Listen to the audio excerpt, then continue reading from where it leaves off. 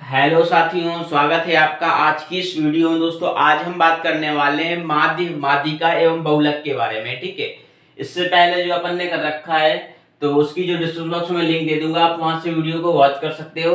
तो आज हम सीखने वाले हैं इस वीडियो में माध्यिका, बहुलक एवं माध्य के बारे में। जो भी आपके इंपॉर्टेंट फैक्ट्स, यहाँ से इंपॉर्टेंट क्वेश्चन आपके बन सकते हैं एग्जाम में, उन सभी के बारे में हम डिस्कस करने वाले हैं। तो चलिए स्टार्ट करते हैं आज की इस क्लास को।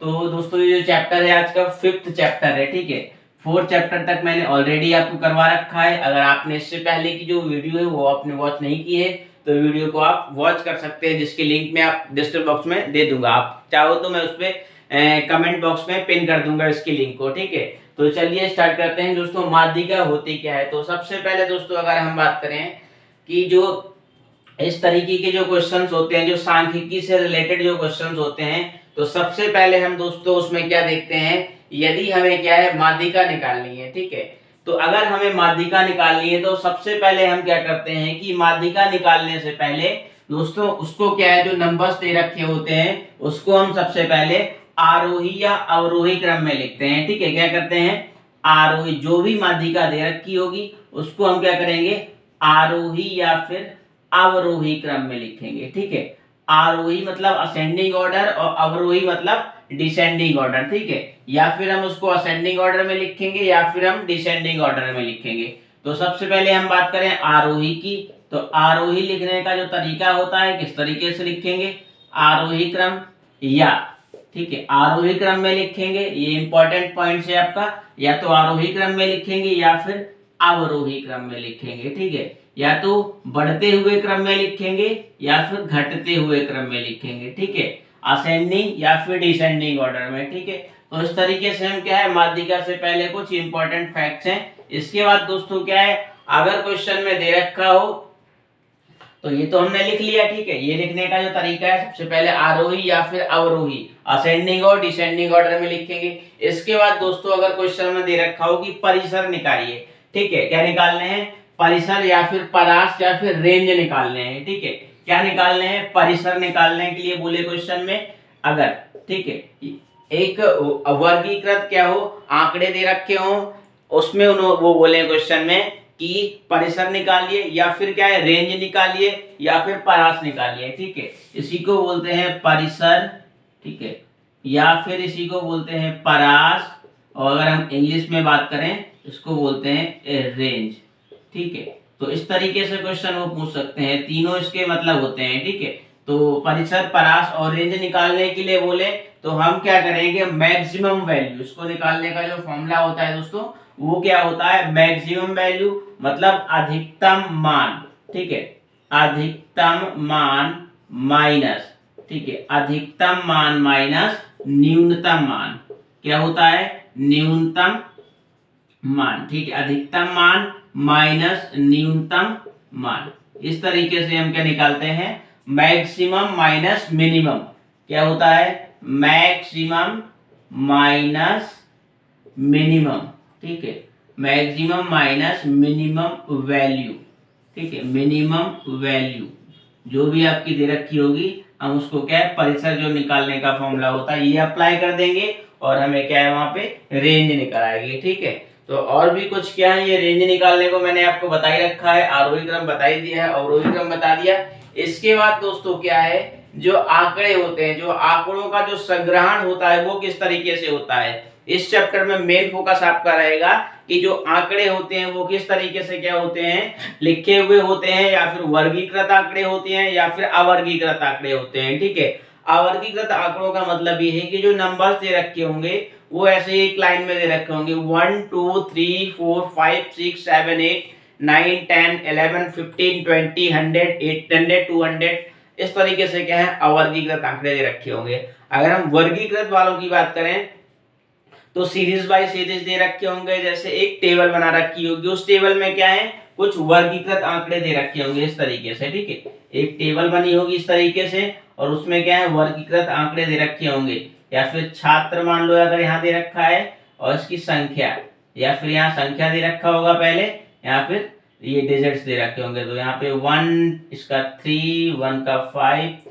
6 7 8 का 9, इस तरीके से क्या है कुछ आपको एक टेबल दे रखी होगी। अगर ये नहीं दी हो तो वो अवर्गीकृत आंकड़े दे रखे होंगे, ठीक है। तो ये वर्गीकृत आंकड़े और अवर्गीकृत आंकड़े आपको समझ में आ ही गया होगा।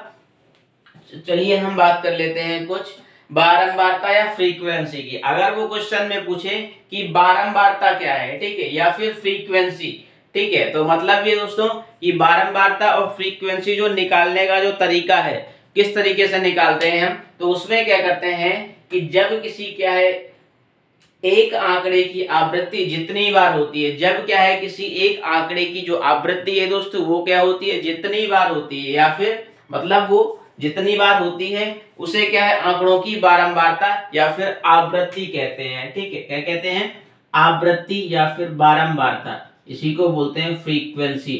आवृत्ति या फिर बारंबारता और या फिर फ्रीक्वेंसी, ठीक है, ये आपको ध्यान रखने हैं। वहां पे एग्जाम में जो आपको क्वेश्चन पुट अप करेंगे तो उसमें 3 तरीके से पूछ सकते हैं, आवृत्ति, बारंबारता या फिर फ्रीक्वेंसी, ठीक है, फ्रीक्वेंसी। तो इसको बोलते हैं आवृत्ति, बारंबारता या फिर फ्रीक्वेंसी। इसको 3 नामों से क्या जाना जाता है, ठीक है, आवृत्ति, बारंबारता और फ्रीक्वेंसी के नाम से। अगर हम बात करें बारंबारता निकालते किस तरीके से, जब किसी एक आंकड़े की आवृत्ति जितनी बार होती है, एक आंकड़े की जो आवृत्ति होती है जितनी बार होती है वही उसकी क्या है दोस्तों बारंबारता कहलाती है या फिर फ्रीक्वेंसी कहलाती है या फिर उसकी आवृत्ति कहलाती है, ठीक है। इस तरीके से हम क्या है आवृत्ति निकालते हैं। सबसे पहले आरोही क्रम में लिखते हैं, इसके बाद परिसर निकालने का जो फॉर्मूला है वो मैक्सिमम माइनस मिनिमम, ठीक है। और आवृत्ति निकालने के लिए भी हमने बता ही रखा है किस तरीके से करते हैं। और इसके बाद है दोस्तों आपका मिलान चिन्ह, ठीक है। कुछ हम पॉइंट्स पहले डिस्कस कर लेते हैं, इसके बाद हम जो क्वेश्चंस होंगे उनके बारे में डिस्कस करेंगे। अगर हम बात करें दोस्तों मिलान चिन्ह के बारे में, ठीक है, क्या मिलान चिन्ह, मिलान चिन्ह के बारे में अगर हम बात करें इसको बोलते हैं टैली मार्क्स, ठीक है, मिलान चिन्ह या फिर टैली नंबर, ठीक है, टैली मार्क्स या फिर नंबर, ठीक है, टैली मार्क्स या फिर टैली नंबर। मिलान चिन्ह, तो मिलान चिन्ह जो निकालते हैं किस तरीके से निकालते हैं, गणना चिन्ह या टैली मार्क्स इसी को बोला जाता है। इसी का दूसरा नाम क्या है, गणना चिन्ह। ये इंपॉर्टेंट है दोस्तों क्योंकि इस तरीके से जो क्वेश्चन है वो इन नाम से पूछते हैं। मैक्सिमम अधिकतर क्या होते हैं जो क्वेश्चंस पूछने का जो तरीका होता है उसमें गणना या फिर मिलान चिन्ह के नाम से जाना जाता है, ठीक है, गणना चिन्ह, ताकि बच्चे क्या हो कंफ्यूज हो, ठीक है, गणना चिन्ह या फिर आपका मिलान चिन्ह, टैली मार्क्स और गणना चिन्ह। तो गणना चिन्ह किसका है, टैली मार्क्स। तो टैली मार्क्स निकालने का दोस्तों तरीका होता है, इसमें क्या होती है 3 या 4 या 5, ठीक है। 1 अगर लिखने हैं हमें टैली मार्क्स नंबर में कोई बारंबारता दे रखी है उसको दोस्तों हमें क्या करने हैं, तो टैली मार्क्स में क्या है रिप्रेजेंट करने हैं, टैली मार्क्स में शो करके हमें दिखाने हैं। तो हम क्या करेंगे उसमें सबसे पहले अगर 1 दे रखा है तो 1 को शो करने का तरीका है 1 डंडा खींच देंगे, अगर 2 दे रखा है तो 2 डंडे खींच देंगे, अगर 3 दे रखा है तो 3 डंडे खींच देंगे, अगर 4 दे रखा है तो ये आपके हो जाते हैं टैली मार्क्स, ठीक है, ये आपके हैं टैली मार्क्स। तो अगर 4 दे रखे हैं तो 1 2 3 4 डंडे खींच देंगे, अगर 5 दे रखा है 1 2 3 4 और 5 को क्या है इस तरह से तिरछा कट कर देंगे, तो ये आपका क्या हो गया 5। अगर 6 निकालने हैं तो 6 को निकालने का जो तरीका है 1 2 3 4 ये हो गया, 5 ये हो गया, एक अलग से लिख देंगे 6, ठीक है। अगर 7 निकालने हैं तो 1 2 3 4 और एक कट कर देंगे, तिरछा कट लगा देंगे, वो हो जाएगा 5 और एक 2 यहाँ पे लिख देंगे, ठीक है, तो 7 का हो जाएगा। अगर 8 का निकालने हैं तो इस तरीके से 5 लिखेंगे और फिर हम क्या करेंगे 6 7 8 3 और डंडे खींच देंगे, ये दोस्तों हो जाएगा इसका टैली मार्क्स जो आपका है उसको 8 लिखने का जो तरीका है टैली मार्क्स में वो हो जाएगा, ठीक है। तो चलिए कुछ आगे बढ़ते हैं, आगे देख लेते हैं। अगर दोस्तों क्वेश्चन ने पूछे कि वर्ग बारंबारता, ठीक है, अभी मैंने आपको बारंबारता के बारे में कुछ बता ही रखा है और उसमें मैंने जो है आवृत्ति बता दी है, परिसर बता दिया है, मैक्सिमम माइनस मिनिमम क्या होता है परिसर होता है या फिर परास बोलते हैं, ठीक है। अब क्या है दोस्तों इसके बाद तो कुछ पहले पॉइंट्स हम डिस्कस करेंगे, इसके बाद हम क्या है क्वेश्चंस की ओर बढ़ेंगे, ठीक है। तो अगर वर्ग अंतराल पूछे, ठीक है, तो वर्ग अंतराल अगर क्वेश्चन में पूछे कि वर्ग अंतराल बताओ, क्या बताओ वर्ग अंतराल बताओ, ठीक है, तो वर्ग अंतराल बताइए तो परास अपॉन वर्गों की संख्या। ठीक है, तो वर्ग अंतराल निकालने का जो फॉर्मूला होता है वर्ग अंतराल। ठीक है, वर्ग अंतराल परास अपॉन वर्गों की संख्या। अब परास कैसे निकालते हैं, maximum value minus minimum value. ठीक है, परास अपॉन वर्गों की संख्या, परास अपॉन वर्गों की संख्या। अब वर्ग हम किस तरीके से निकालेंगे, वर्गों की संख्या। ठीक है, तो आपका हो जाएगा परास अपॉन वर्गों की संख्या। ठीक है, इसको रिपीट कर दिया मैंने, परास अपॉन वर्गों की संख्या क्या हो जाएगी, परास आप मान लो क्या दे रखा है आपको, रेंज निकाल लेंगे, जो बड़ी वैल्यू होगी उसको छोटी वैल्यू में से माइनस कर देंगे। ठीक है, परास मतलब जैसे 1 3 5 8 10, तो इसमें हम क्या करेंगे 10 में से 1 को माइनस कर देंगे, तो ये हो जाएगा 9। 9 आपका क्या आ गया, रेंज आ गई। ठीक है, ये परास आ गई आपकी 9। अब क्या करेंगे हम 9 अपॉन वर्गों की संख्या क्या है, जैसे 5 से 10, 10 से 15, 15 से 20, 20 से 25, 25 से 30, इस तरीके से जो वर्ग होते हैं, यदि वर्गीकृत आंकड़ों में दे रखे हैं 5 से 10, 10 से 20, तो इन दोनों के बीच में कितना डिफरेंस है 5, तो वर्गों की संख्या कितनी आ गई 5, तो इसको डिवाइड कर देंगे, जो भी क्या है आपका, इस तरीके से हम क्या वर्ग अंतराल निकालते हैं, जो भी आएगा वो क्या वर्ग अंतराल है। ठीक है, तो जो वर्ग अंतराल निकालने का जो तरीका होता है दोस्तों क्या होता है, परास अपॉन वर्गों की संख्या। ठीक है, क्या होता है, परास अपॉन वर्गों की संख्या। तो ये आपका आ गया वर्ग अंतराल हम किस तरीके से निकालते हैं, परास अपॉन वर्गों की संख्या। ठीक है, तो चलिए देखते हैं कुछ आगे। तो कुछ आगे हम देखेंगे अब माध्यिका निकालने के लिए हम किस तरीके से माध्यिका निकालेंगे। ठीक है, तो चलिए हम माध्यिका देख लेते हैं। सबसे पहले तो ये थोड़ा सा इरेज कर देते हैं। तो माध्यिका क्या होती है कि आंकड़ों को वर्गीकृत करने के बाद, ठीक, कुछ आंकड़े हैं उनको हमने क्या वर्गीकृत कर लिए। ठीक है, तो माध्यिका जो निकालते हैं वो हम किस तरीके से निकालते हैं, माध्यिका।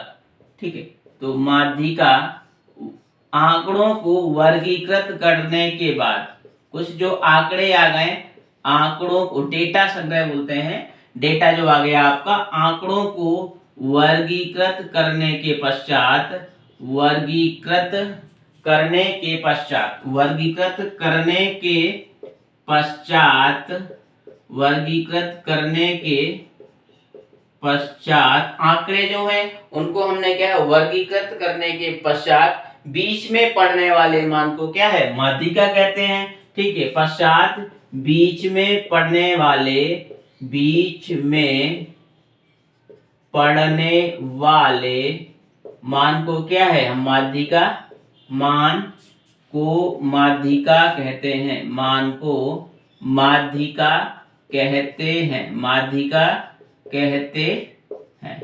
ठीक है, मतलब ये कि आंकड़े हैं, उन आंकड़ों को वर्गीकृत कर लिया, उसके पश्चात क्या है बीच में पड़ने वाले मान को क्या है दोस्तों हम माध्यिका कहते हैं। इसकी दो स्थितियां होती हैं। ठीक है, दो स्थितियां कौन कौन सी होती हैं, अगर हम बात करें कि यदि क्या है n जो नंबर्स हैं, टोटल जो नंबर्स हैं, यदि सम आ रहे हैं तो अलग फॉर्मूला उसका अप्लाई होगा, और विषम आ रहे हैं तो उसके अलग तरीका है करने का। ठीक है, यदि क्या है दो स्थितियां कौन कौन सी हैं, पहली क्या है n की वैल्यू क्या है, अगर क्या है सम आ रही है। ठीक है, सम मतलब इवन नंबर आ रहा है। ठीक है, इवन का मतलब क्या है कि मान लो यहाँ पे 5 या फिर 6 आया। ठीक है, तो 6 आएगा तो इसका जो फॉर्मूला होता है, ठीक है, क्या होता है n अपॉन 2। ठीक है, मीन मीडियन माध्यिका, तो यहाँ पे लिखेंगे आप माध्यिका इक्वल, इसी को बोलते हैं median, median equal n upon 2वें पद का मान, n अपॉन 2वें पद का मान प्लस n अपॉन 2 प्लस 1। ठीक है, ब्रैकेट क्लोज करें, 1वें पद की वैल्यू या फिर टर्म की वैल्यू, पद की वैल्यू लिख दो या फिर मान। ठीक है, nवें पद, n अपॉन 2वें पद का मान अपॉन इसके बाद हो जाएगा 2। ठीक है, आप चाहो तो यहाँ पे 1 अपॉन 2 लिख सकते हो, मतलब n अपॉन 2वें पद का मान प्लस n अपॉन 2 प्लस 1वें पद का मान अपॉन 2। ठीक है। ये कब हो जाएगा, ये जब क्या है वैल्यू क्या है आपकी सम दे रखी होगी। अब इवन अब क्या होता है ऑड का क्या होता है, यदि क्या है n की वैल्यू क्या है आपकी विषम दे रखी है, n की वैल्यू क्या है ऑड दे रखी है, तो क्या करेंगे हम, मान लो n की वैल्यू क्या है 5 है, ठीक है। 5 क्या है एक विषम संख्या है, ठीक है, ऑड नंबर है। तो क्या होगा माध्यिका निकालने का फॉर्मूला, माध्यिका निकालने का जो फॉर्मूला होगा दोस्तों n/2 प्लस 1 में, ठीक है, n/2 प्लस 1 में पद का मान, ठीक है। ये डायरेक्ट फॉर्मूला है।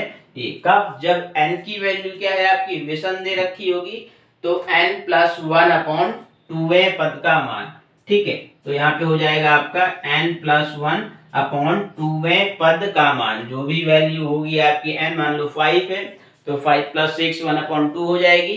तो यहाँ पे आ जाएगा 6/2, 2 3 जा 6, कौन सी 3 आई ना, 2 3 जा 6, तो 3 टर्म मतलब तीसरे पद का मान। तो जो वैल्यू अगर दे रखी होगी, मान लो ये वैल्यू दे रखी है 1 2 3 4, तो तीसरा पद कौन सा आ रहा है, ये आ रहा है। तो जो मीडियन हो जाएगी दोस्तों वो क्या हो जाएगी, मीडियन जो आपकी हो जाएगी वो 3 हो जाएगी, ठीक है। तो इस तरीके से हम क्या है कुछ वैल्यूज को निकालते हैं। कब, जब क्या है n की वैल्यू सम है तो अलग तरीका है, जब n की वैल्यू दोस्तों क्या है विषम है तो अलग तरीका है, ठीक है। तो जो निकालने के जो तरीके हैं दोनों वो क्या है दोस्तों अलग अलग हैं, ठीक है। तो इस तरीके से हम कुछ क्वेश्चंस को करते हैं। तो चलिए कुछ आगे और देख लेते हैं। आपको मैंने बता दिया कि माध्यिका किस तरीके से निकालते हैं और माध्य किस तरीके से निकालते हैं, हम इसके बारे में डिस्कस करने वाले हैं। माध्य और बहुलक के बारे में हम क्या है डिस्कस करने वाले हैं। तो इसके पहले क्या हम कुछ क्वेश्चंस को कर लेते हैं, ठीक है। माध्यिका से रिलेटेड हम क्या पहले कुछ क्वेश्चंस को कर लेते हैं, इसके बाद हम क्या है माध्य और बहुलक के बारे में सीखेंगे, ठीक है। तो क्वेश्चंस, चलिए कुछ क्वेश्चंस हम देख लेते हैं जो आपके एग्जाम में संभावनाएं है क्वेश्चंस आने की।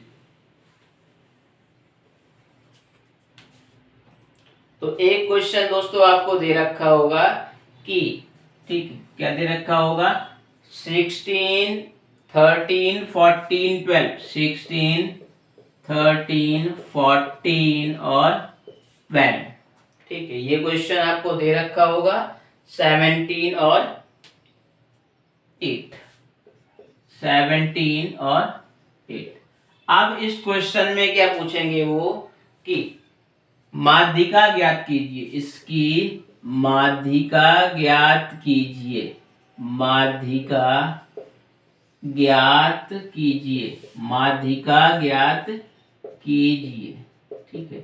क्वेश्चन में वो बोलेंगे कि माध्यिका ज्ञात कीजिए। सबसे पहले दोस्तों क्या करेंगे हम, जो हमने तरीका आपको बताया था कि असेंडिंग ऑर्डर में लिखेंगे। सबसे पहले हम क्या है आरोही क्रम में लिखेंगे, ठीक है।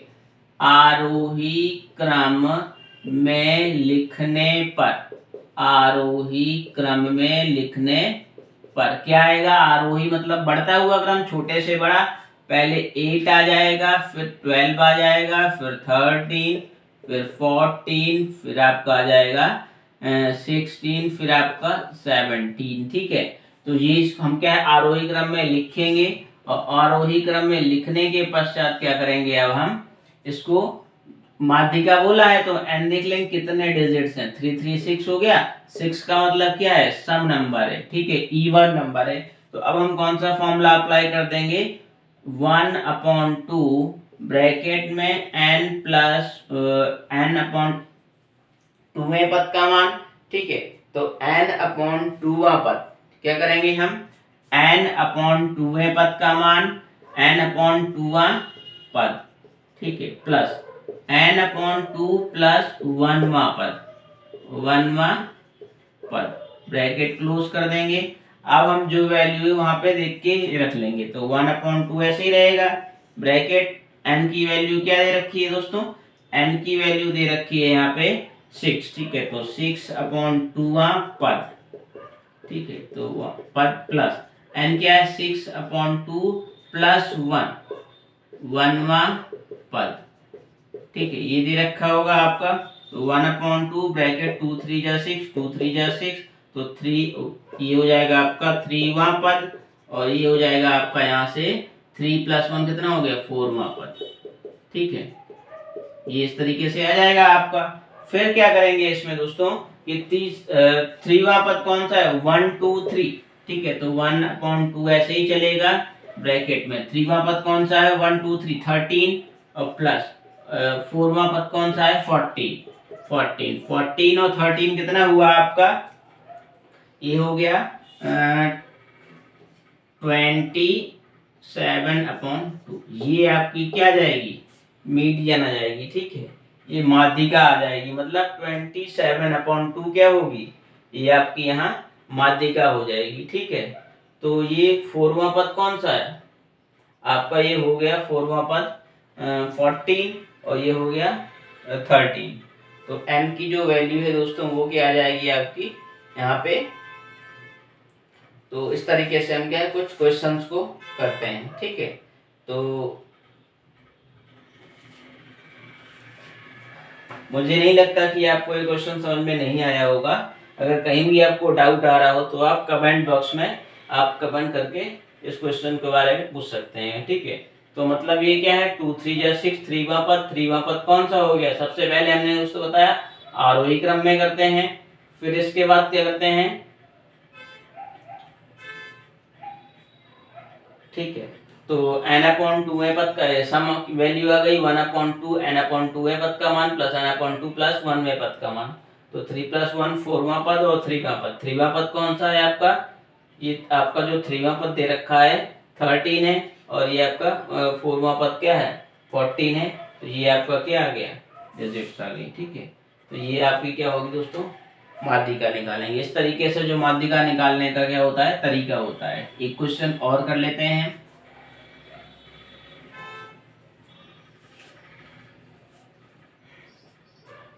दोस्तों मैं कोशिश कर रहा हूं कि आपके जो एग्जाम्स आने वाले हैं 4th semester DElEd 4th semester या फिर उसको बीटीसी के नाम से जाना जाता है अब, तो उसमें मैं कोशिश करता हूं कि आपके जो एग्जाम्स में क्वेश्चन है इसी तरीके के कुछ क्वेश्चंस आपके एग्जाम में पूछे जाते हैं। तो दोस्तों जो क्वेश्चन है आप वीडियो को वॉच करिए और प्रैक्टिस करिए। प्रैक्टिस करने से जितने भी आपके डाउट होंगे वो सारे क्लियर हो जाएंगे। अगर कोई भी दिक्कत आ रही है तो आप कमेंट बॉक्स में कमेंट करके आप पूछ सकते हैं मुझसे। ठीक है, तो चलिए बढ़ते हैं अगले क्वेश्चन की ओर दोस्तों।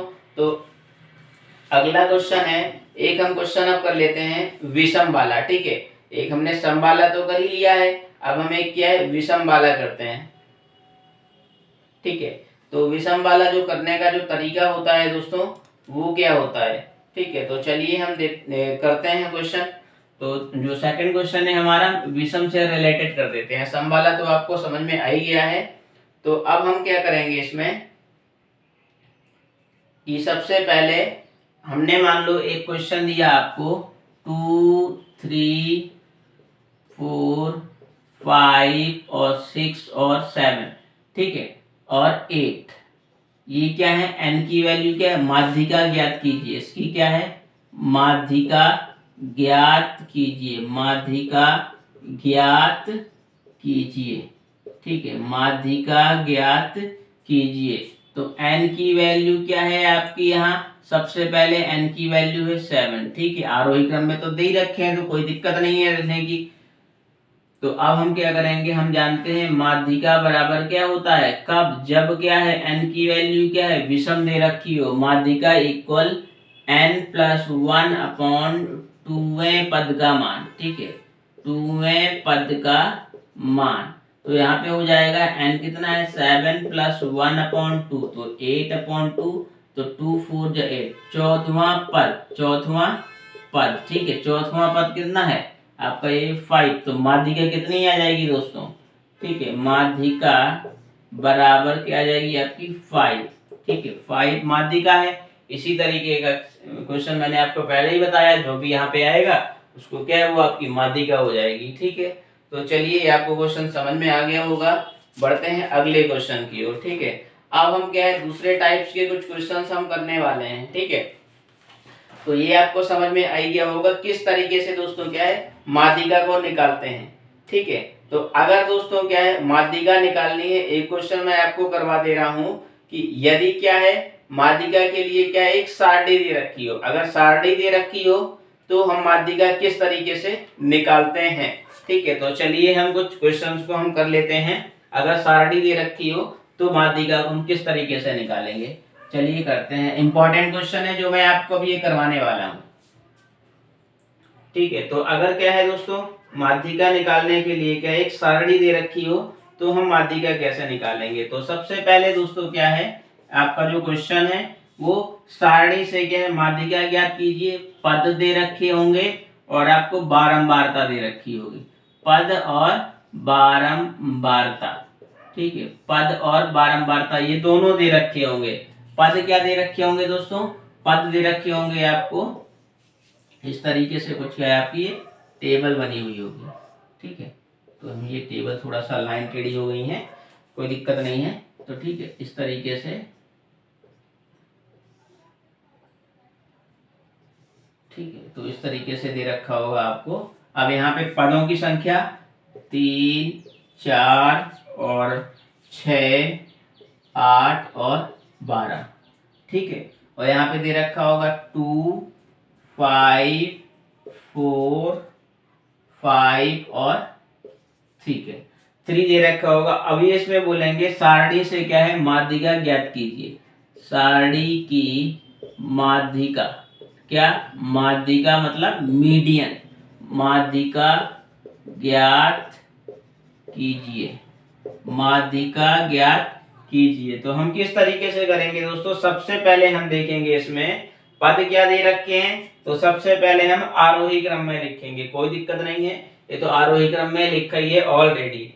फिर हम क्या करेंगे दोस्तों, पद की संचयी बारंबारता निकालते हैं। पद दे रखी है, अब बारंबारता निकालनी है, तो इसको हम क्या करेंगे, कुछ इस तरीके से लिख लें पहले, पद और बारंबारता। ठीक है, बारंबारता और फिर संचयी बारंबारता। क्या लिखेंगे हम, संचयी बारंबारता, CF, संचयी बारंबारता। ठीक है, संचयी बारंबारता, एक लाइन खींच देंगे। फिर हम क्या करेंगे, इसमें संचयी बारंबारता निकालने के लिए इसमें हम क्या करेंगे, पद दे रखे होंगे और संचयी बारंबारता निकाल लेंगे।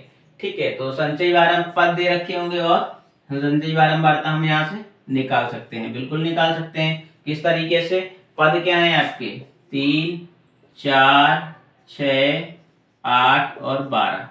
ठीक है, और ये आपके पद दे रखे हैं 2, 5 और 4, 5 और 3। ठीक है, ये आपके दे रखे हैं डिजिट्स। अब संचयी बारंबारता निकालने के लिए दोस्तों हम करते क्या हैं, इसको क्या करेंगे, ऐसे ही लिखेंगे। ठीक है, इसको ऐसे ही लिखते हैं। और अब हम क्या करते हैं, इसको ऐड करके यहाँ लिखेंगे। ठीक है, अब इसको ऐड करके क्या किया हमने, 5 और 2 को ऐड किया, क्या आया, 7 आया। ठीक है, 5 2 को ऐड किया, 7 आया। अब क्या करेंगे हम, 7 में 4 को ऐड करेंगे, 11 आएगा। 11 में 5 को ऐड करेंगे, 16 आएगा। 16 में 3 को करेंगे तो ये आपका आएगा 16 में आप क्या करेंगे, 16 में 5 को करेंगे, 16 में 3 को करने हैं दोस्तों। ठीक है, 16 में 3 को करेंगे तो ये आपका 19 आया। ठीक है, तो मतलब ये इसका आ गया, ये इसका आ गया, ये इसका और ये इसका और ये इसका। ठीक है, तो मतलब ये संचयी बारंबारता निकालने का जो तरीका है दोस्तों, इसमें हमने क्या किया, 2 का 2 रहने दिया, हमने 2 प्लस 0 करते हैं। ठीक है, तो यहाँ पे 2 प्लस 7, अब जो भी आया आपका, जो 7 आया था तो 2 प्लस हमने यहाँ पे 5 किया। ठीक है, 7 आया। फिर हम क्या करेंगे, 7 प्लस 4। ठीक है, तो यहाँ पे किया 7 प्लस 4 और ये आपका आया 11, तो 11 प्लस 5 और यहाँ पे हम करेंगे 16 प्लस आपका 3। ठीक है, ये तरीका होता है कि संचयी बारंबारता निकालने का। ठीक है, पद अगर टेबल दे रखी हो, सारणी, वो बोले क्वेश्चन में माध्यिका ज्ञात कीजिए, तो हम क्या इस तरीके से कुछ निकालते हैं। ठीक है, अब क्या है दोस्तों, अब हम क्या करेंगे, इसमें सम भी तो निकालने हैं, बारंबारता निकालने के लिए हमें n की वैल्यू भी तो पता होनी चाहिए। तो हम क्या करेंगे, n निकालने का जो तरीका होता है इन सबको ऐड कर देते हैं, ठीक है। तो इन सबको अगर दोस्तों हम ऐड करेंगे तो ऐड करने पे दोस्तों क्या आएगा, 5 2 क्या हो गया आपका 7 7 4 11 11 5 16 और 16 और 3 क्या हो गया आपका 19। तो n की वैल्यू क्या आ गई दोस्तों आपकी 19 आ गई, ठीक है। n की वैल्यू 19 आ गई। अब हम देखेंगे जो n की वैल्यू है वो क्या है, n इवन है या फिर ऑड है, ठीक है। क्या है n की जो वैल्यू दोस्तों आई वो क्या है, विषम संख्या है। तो इसमें कौन सा फॉर्मूला लग जाएगा, ठीक है। तो यहाँ पे हम कर लेते हैं, तो माध्यिका इक्वल हो जाएगा n प्लस 1 अपॉन 2 पद, ठीक है। यहाँ पे हो जाएगा n प्लस 1 अपॉन 2 पद। तो मीडियन हो जाएगी आपकी, ठीक है, मीडियन हो जाएगी, n की वैल्यू आपकी आ गई थी 19 प्लस 1 अपॉन 2 तो 20 अपॉन 2 2 से 10वां पद, ठीक है।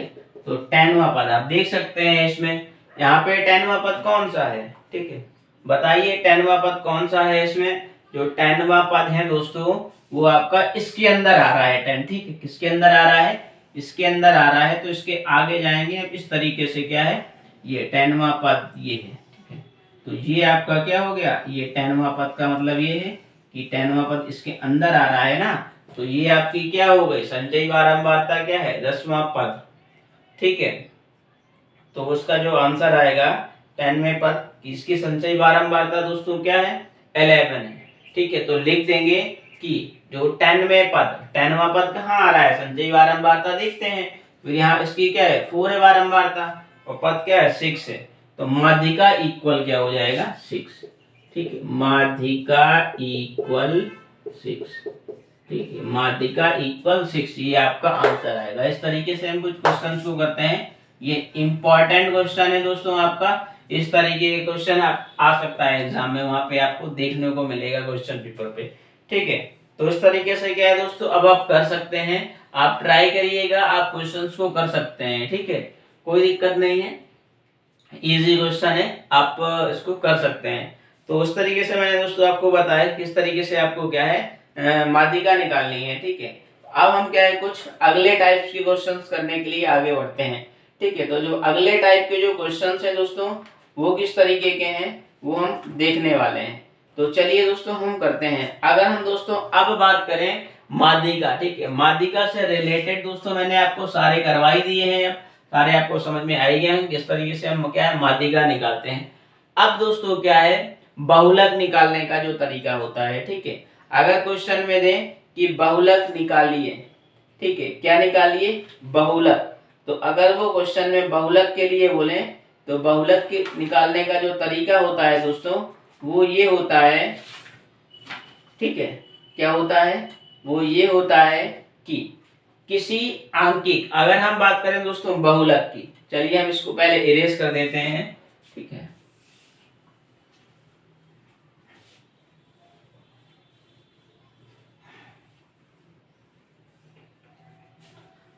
दोस्तों मैं आपके लिए बहुत ही मेहनत से ये वीडियो बना रहा हूँ ताकि क्या है आपका जो एग्जाम में जो आप अच्छे से अच्छा परफॉर्मेंस वहां पे कर सकें, ताकि आप अच्छे नंबरों से क्या है पास हो सकें। वैसे ज्यादा जो पेपर है आपका जो हार्ड नहीं आता है, इसी तरीके के कुछ क्वेश्चन क्या है आपके पूछे जाते हैं, तो आप अपनी जो प्रैक्टिस है आप कर सकते हैं, तो कोई दिक्कत नहीं है, आपको सारे क्वेश्चन आ जाएंगे समझ में, ठीक है। अब हम क्या बात करते हैं बहुलक के बारे में, ठीक है। तो अगर हम बहुलक के बारे में बात करें तो बहुलक क्या होते हैं, तो किसी आंशिक श्रृंखला में सर्वाधिक बारंबारता वाली संख्या को, किसी आंशिक श्रृंखला में बारंबारता वाली क्या है संख्या को, किसी आंशिक श्रृंखला में सबसे अधिक बारंबारता वाली संख्या को हम क्या कहते हैं दोस्तों, बारंबारता वाली संख्या को क्या हम बहुलक या फिर बहुलांक बोलते हैं, ठीक है। इसी को क्या है बहुलक भी बोला जाता है और बहुलांक भी बोलते हैं, ठीक है। बहुलांक या फिर बहुलक, आप कंफ्यूज मत होना अगर क्वेश्चन में बहुलांक पूछ ले, ठीक है। बहुलक और बहुलांक दोनों नाम से क्या है जाना जाता है, ठीक है।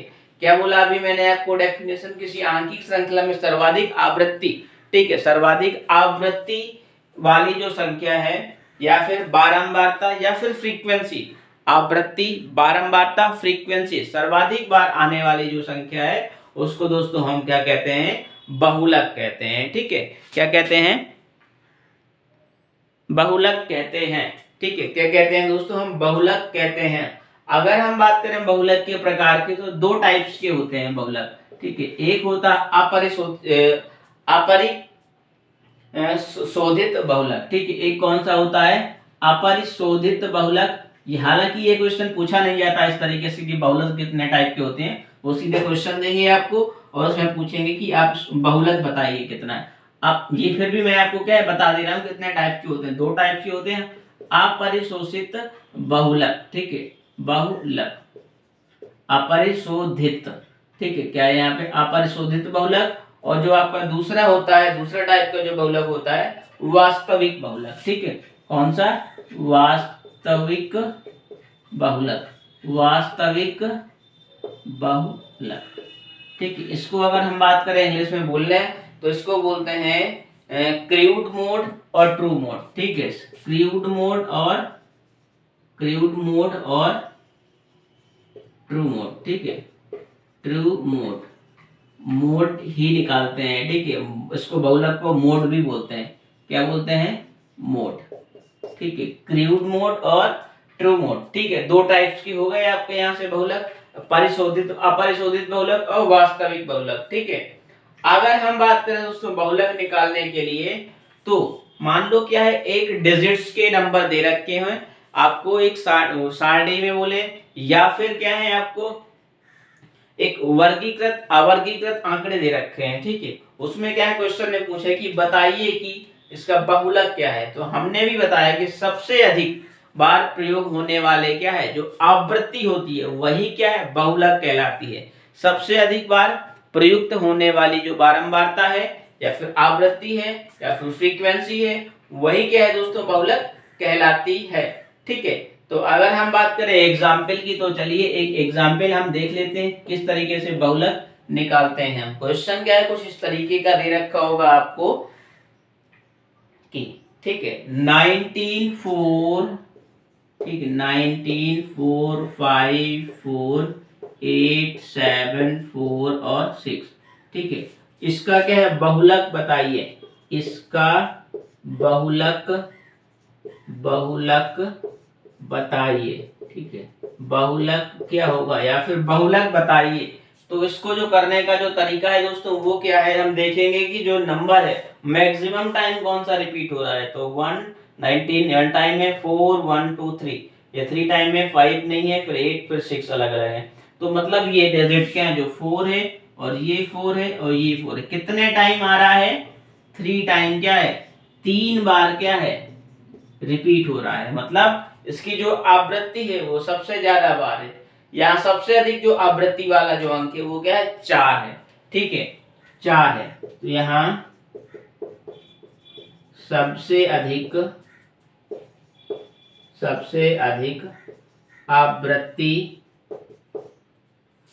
अधिक आवृत्ति वाला अंक 4 है। अतः बहुलक बराबर क्या हो जाएगा, 4। ठीक है, इस तरीके से हम क्या लैंग्वेज को लिखते हैं। अतः यहाँ सबसे अधिक आवृत्ति वाला जो अंक है वो क्या है, 4 है। इसकी जो आवृत्ति है दोस्तों वो क्या है, मतलब सबसे ज्यादा है। तो जो बहुलक हो जाएगा दोस्तों वो क्या हो जाएगा, 4 हो जाएगा। ठीक है, तो इस तरीके से हम क्या है कुछ क्वेश्चंस को करते हैं। अगर टेबल दे रखी हो तो टेबल में हम किस तरीके से करेंगे, इंपॉर्टेंट क्वेश्चन है, आप इसको कर लीजिएगा कि 1 मार्क्स में क्वेश्चन आपका पूछा जाएगा। चलिए हम कुछ अगला क्वेश्चन करते हैं। हालांकि जो दो टाइप्स के होते हैं ये एग्जाम में पूछे नहीं जाते हैं, सिर्फ ये पूछा जाता है कि बहुलक किस तरीके से निकालते हैं, इस तरीके से। ठीक है, तो चलिए हम बढ़ते हैं आगे। मैं आशा कर रहा हूं दोस्तों कि आपको ये वीडियो समझ में आ रही होगी। जितने भी मैंने क्वेश्चन अभी तक करवाए हैं, इससे पहले की जो वीडियो करवाई है और ये चैप्टर अभी मैंने करवाया है, तो मैं आशा करता हूं कि आपको सारे क्वेश्चन यहाँ आपको डीपली तरीके से, आपको अच्छे तरीके से समझ में आ रहे होंगे। ठीक है, अगर आपको अच्छे लग रहे हो क्वेश्चन, समझ में आ रहे हो, तो आप थम्स अप करिए और कमेंट बॉक्स में कमेंट करके और लाइक करना बिल्कुल भी ना भूलें। साथ ही साथ चैनल को सब्सक्राइब कर लीजिए जितने भी क्या होंगी वीडियो होंगी आपको सबसे पहले प्राप्त होंगे, जो भी नोटिफिकेशन के माध्यम से आएंगी। और बेल आइकन को साथ ही साथ आप प्रेस कर लीजिए, जिससे क्या होगा जितने भी आपकी जो वीडियो होंगी वो आपको क्या है आप सबसे पहले प्राप्त हो जाएंगी। तो चलिए बढ़ते हैं अगले क्वेश्चन की ओर। जो अगला क्वेश्चन कुछ दे रखा होगा इस तरीके का, ठीक है। अगला जो क्वेश्चन है, हालांकि नंबर में कोई प्रॉब्लम नहीं है, मैं नंबर यहाँ पे सेकंड डाल दे रहा हूँ। तो वो दे रखा होगा पद, ठीक है, पद मान, जो वैल्यू यहाँ पे दे रखी होगी, कुछ भी दे रखी होगी यहाँ पे वैल्यू, और आवृत्ति दे रखी होगी, ठीक है। आवृत्ति को क्या बोलते हैं, आवृत्ति, या फिर क्या है बारंबारता, ठीक है। आवृत्ति या फिर क्या है बारंबारता, इस तरीके से क्या है दे रखी होगी, ठीक है। इस तरीके से क्या है दे रखी होगी। अब क्या है इसमें वो बोलेंगे कि बताइए, बहुलक बताइए, क्या बताइए, बहुलक बताइए। तो अब क्या है क्वेश्चन दे रखा होगा 8, 10, 12 और यहाँ पे 13 और 15, ठीक है। 13 और 15 और यहाँ पे दे रखे होगा 3, 4, 2, 1, 2, 3, 4, 2, 1 और 2, ठीक है। ये थोड़ा सा लाइन तिरछी हो गई है, इस तरीके से दे रखा होगा, ठीक है।